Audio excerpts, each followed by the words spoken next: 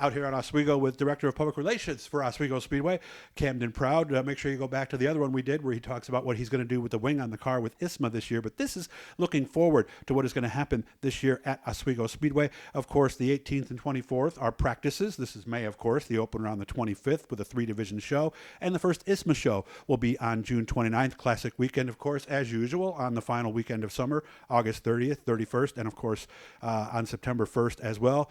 Mr. Supermodified is a new date this year. That's on August 10th. That's part of the Challenge Series. Yeah. Man, Camden, I'm getting fired up already. Sounds like we got a busy season coming up. I'm excited. There's a lot of good things happening for Oswego Speedway and Supermodified racing in general right now. Johnny Nicotra's done a great job once again assembling this Challenge Series and putting together a lot of good sponsors. We had Corpac come on board and TJ Toyota to boost our Jim Champagne Memorial to $4,000 to win again. And then this Mr. Supermodified race, I know they're looking at obviously keeping $10,000 to win, but also upping the start money for that again as well. So I'm very excited that we have 3 tailwing races as part of the challenge for the first time also. Yeah, last year it was 2 tailwing races and 3 winged races. Right, now yeah. It's the opposite way around. We're sitting next to his car right now, as a matter of fact, and he'll be having that out here in just a little bit as well. Practices, let's start with those. Of course, very important for everybody to get out there and shake their stuff down. Yeah, it sure is, especially with some rule changes this year. We're going to have a little bit less aero to work with, Yep. so a little less downforce, I should say. So that's going to shake things up. I think it's going to be a race to see who figures it out the fastest, and we'll go from there, but definitely planning on making use of the open practice on May 18th. We've also added an open practice on May 24th, the night before the opener, and just looking to maximize the track time that especially the Supermodified guys get. We had Jack Patrick on just a little while Yeah. ago. He went through those changes. It's an angle on the wing. The wicker bill is gone, but also the other thing I realized is the right front tire has changed, and we're going to do something with Mike Silliman. We've probably already aired that before this one, but it's a taller tire, and it's the ISMA tire, right?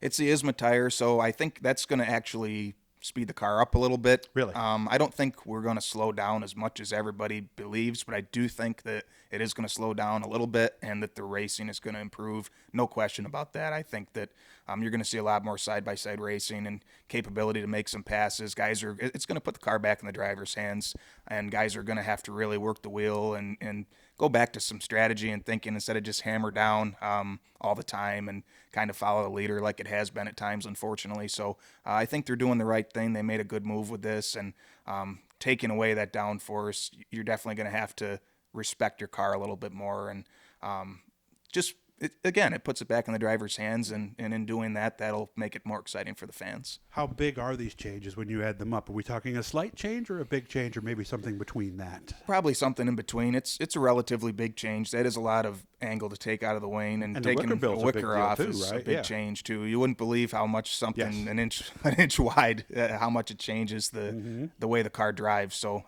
it's huge. Aero's huge on these cars. It is. That's the name of the game, and like I said, it's just going to be a competition to see who figures out their mousetrap first, the fastest, and we'll go from there and see how things go. So pay attention to those lap times on those 2 practice sessions, right? Yeah. And then you'll get a pretty good idea. So I'll make my plans now to be here on the 24th, so I can get There you go. a lot of stuff, a lot of information for you guys on how that's working. So Mr. Supermodified, new date this year. New date, we moved it to the second week in August. It'll be the second race in August, usually the last race in July. We were just looking to give the ISMA guys a little more time. There's some big races in July with Sure. High Miler at the end of the month, Berlin the week before, and we wanted to make sure that we can get as many of the ISMA guys out to support the 10 grand to win night as we can. So that's kind of why we threw it in the middle of August. It can also serve as a shakedown for the Classic. Okay. And Classic, of course, we have the regular 3 divisions that we see, but there's 2 other divisions that you say are very well attended. Yes, the Sport Compacts and the Super Stocks on Friday night. Jody London does a great job. Really, it's turned into the backbone of our Classic weekend. We have a lot of cars, and he promotes his tail off, and without what he's doing, we wouldn't see the success of Classic Really? weekend that we have the last few years. I really commend him for his efforts, and awesome car counts, great racing, as well as in the Sport Mod division on Saturday night, which is an excellent twin bill with the NASCAR Modifieds. And we'll get with Jody. I know he always emails me, so Jody, make sure I get a hold of you. And, of course, let's not forget the NASCAR Modifieds on Saturday. Boy, they are so much fun at that track. I just love those cars. They are. I love the Modifieds. I thought they put on arguably the best race of the weekend last year. I thought the race was awesome. The Sport Mod race was really good too. First time out of the gate, they finally got that done after some production issues with tires and COVID. And I went off without a hitch. Jody just does an awesome job. And like I said, can't give him enough credit for his efforts. OswegoSpeedway.com is how you can find out more information. And you guys will be at Motorsports Expo in a few weeks too, right? We will, March 9th and 10th. Lulave Jr. is going to have his Supermodified there. Brian Haynes at Martin PC is going to bring the iRacing booth again, free of charge. I know that's popular. And Oswego Speedway is coming to iRacing this year, so stay tuned for that. And it's going to be a fun time. Thanks to Brian for bringing the rig out and everything he does for us racers too. I'm glad you brought that up because I saw that I think maybe like 2 or 3 weeks ago. Yeah. Of course, this is recorded here.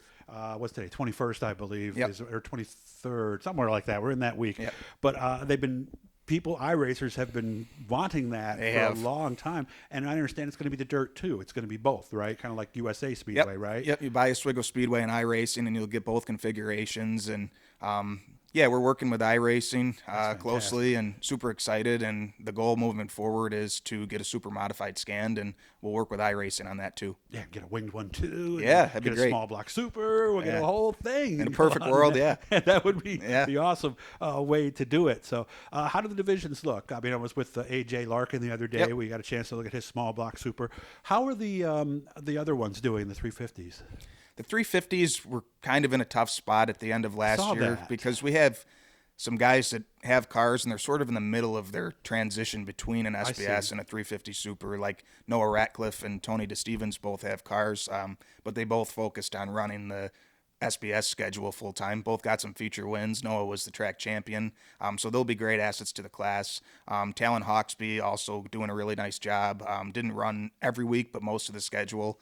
And there's going to be more guys and girls that are going to be new to the class here soon, and they are committed to it moving forward and running that division every week. So I think you're going to see it grow. And, of course, the small block supers, we saw some new people last year, as a matter of fact, who got in there. The small block supers, the last few years have been so much fun seeing all the young blood come in and new families to the track and rookies, teenage drivers.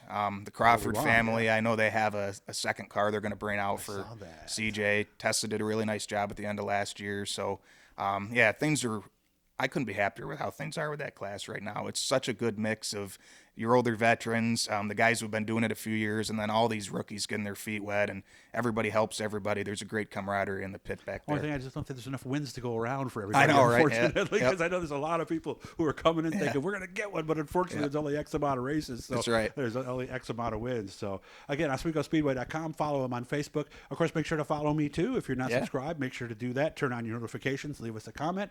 And did I miss anything, Cam? No, I think we got it. Right? Yeah. Okay. And we'll talk to you about another win next year, right? That's the plan. I hope so. Again, make sure to subscribe. Leave us a comment. Thanks again for your time, Camden, and we'll be back to see you soon. Thank you, Doug.